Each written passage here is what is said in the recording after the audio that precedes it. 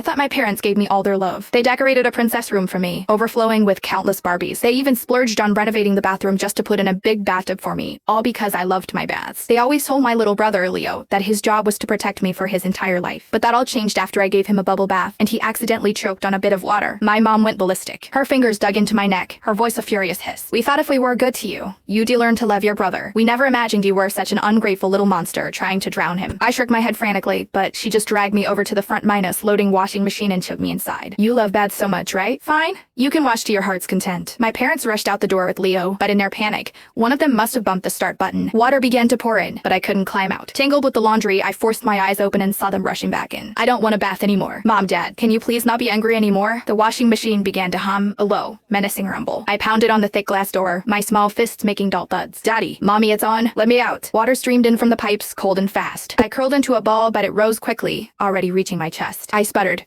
swallowing a mouthful. On the other side of the glass, my parents were pacing, cradling my coughing little brother. Mommy, Daddy? I choked too. I tried to shout, my voice a muffled plea. If only one of them would just turn around. One glance was all it would take to save me. I threw all my weight against the door, but it wouldn't budge. I remembered them talking about it once, how they'd about this specific model with a child lock, just in case I got big enough to be mischievous and climb inside. Once it was locked for good. The drum began to twitch, then slowly turn. The icy touch of the metal walls pressed against my skin. Suddenly, the whole world jolted and then began to spin. An irresistible force threw me up, slammed me down, and threw me up again. My body crashed against the hard drum with a sickening thud. I tried to scream for help, but the moment I opened my mouth, soapy, sweet minus smelling water flooded my mouth and nose. Dad, Mom. Dizziness washed over me, a crushing weight on my chest. I fought to keep my eyes open, desperate for one last look at them. I saw them, a blur of motion, hastily pulling on their jackets. I am so disappointed in Penny. My mom's voice cut through the roar. If she'd do this to her brother while we're right here, who knows what she does in private. She needs to learn a real lesson this time. What do we do, honey? Dad sounded panicked. Leo's been coughing forever. His face is turning red.